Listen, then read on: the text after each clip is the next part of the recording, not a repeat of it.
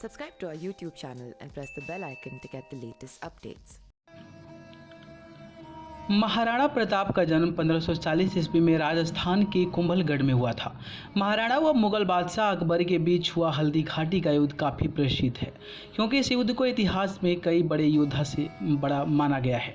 मालूम हो कि युद्ध 18 जून 1576 में 4 घंटों के लिए चली थी, जो काफ़ी विनाशकारी साबित हुई थी। बताया जाता है कि हल्दी घाटी के युद्ध में वीर महाराणा प्रताप के पास सिर्फ 20,000 सैनिक थे, वहीं मुगल राजा अकबर के पास 85,000 सैनिक थे। युद्ध काफ़ी भीषण था, लेकिन महाराणा ने हार नहीं मानी। वे मातृभूमि को आक्रांताओं से बचने के लिए संघर्ष करते रहे। बताया जाता है कि इस युद्ध में महाराणा ने 81 किलो के भाले का प्रयोग किया था। वहीं इनकी छाती पर 72 किलो का भारी कवच था। वे 2 तलवार भी रखे थे, जिसका वजन 208 किलो बताया जाता है। अक्सर कविताओं में महाराणा प्रताप के घोड़ों का जिक्र हमने सुना है। उन्होंने घोड़ों का नाम चेतक था और उन्हें अत्यधिक प्रिय था। बता दें कि चेतक अपने स्वामी का बहुत वफादार था। वह युद्ध में होशियारी के साथ महाराणा को बचाता था। वह दुश्मनों को छक्का छुड़ा देता था।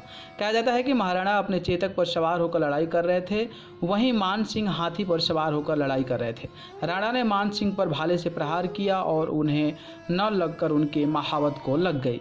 महावत के सूंड में लगी तलवार से चेतक बुरी तरह घायल हो गया और चेतक को घायल देख मुगल सेना महाराणा पर तीरों की बरसात कर दी। चेतक के पैरों से बुरी तरह खून बह रहा था, फिर भी वो महाराणा को सुरक्षित स्थान पर तक छोड़ गया। महाराणा तो बच गए, लेकिन उनकी वीर चेतक हत्याघात आने की वजह से वह वहीं पर शहीद हो गया। चेतक के मरने से महाराणा प्रताप बहुत दुखी हुए। युद्ध के बाद उन्होंने चेतक की स्मारक बनवाई। हल्दी घाटी का युद्ध इतिहास का सबसे चर्चित युद्ध माना जाता है। यह युद्ध इसलिए भी प्रसिद्ध है क्योंकि एक हिंदू राजपूत राजा के सामने लड़ा रहा था।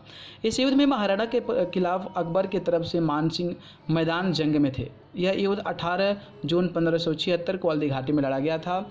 युद्ध तपती दोपहरी में लड़ा जा रहा था। शुरू में मान सिंह को लगा कि राजपूत मुगलों पर भारी पड़ रहे हैं। तभी मुगल सेना का एक लड़ाका मेहतार खां ने पीछे से चिल्लाकर कहा कि बादशाह अकबर खुद बड़ी सेना के साथ युद्ध में मोर्चा संभालने आ रहे हैं। इतना सुनते ही मुगल सेना का मनोबल बढ़ गया और वे मैदान में राजपूतों का सामना करने लगे और मेहतार खां के इस अफवाहों ने राजपूतों को मनोबल गिरा दिया और मुगल सेना इस युद्ध में भारी पड़ी और इस युद्ध में महाराणा को हार का सामना करना पड़ा।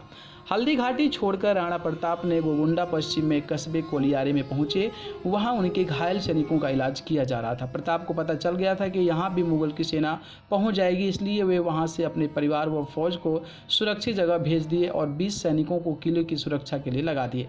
वे 20 जवान मुगलों से लड़ते लड़ते शहीद हो गए। प्रताप को युद्ध की आशंका पहले से ही थी, इसलिए उन्होंने गोगुंडा की राशन रुकवा दी थी, जिसके बाद मुगल सेना को खाने के लाले पड़ गए थे। कहा जाता है कि इसके बाद मुगल सेना अपने घोड़ों को मारकर खाने लगे। इतिहास के कई पुस्तक में हल्दी घाटी की लड़ाई का जिक्र है, जिसमें मुगलों की स्पष्ट जीत पर अलग अलग मत हैं। कुछ इतिहासकारों का कहना है कि स्वयं बादशाह अकबर भी इस लड़ाई से खुश नहीं थे। कहा जाता है कि युद्ध में जनरल रहे मान सिंह, आसफ खां व काजी खां को अकबर ने दरबार में आने से मना कर दिया।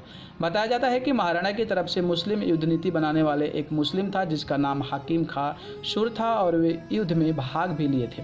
कहा जाता है कि युद्ध के बाद महाराणा प्रताप ने अपनी युद्ध नीति बदल दी और वे मुगलों पर घात लगाकर हमला करने लगे। कहा जाता है कि महाराणा एक साथ 100 जगहों पर रहते थे, क्योंकि मुगलों पर हमला करके वे जंगल में बने गुप्त रास्ते से निकलकर कहीं छुप जाते थे। इतिहासकारों के अनुसार सन 1596 में महाराणा शिकार खेल रहे थे। उसी दौरान चोट लगी, जिसके कारण कभी उबर नहीं पाए और 19 जनवरी 1598 को मात्र 57 वर्ष की आयु में अमरवीर का देहांत हो गया। न्यूज़ रूम से अमेजिंग वर्ल्ड की report. Subscribe to our YouTube channel and press the bell icon to get the latest updates.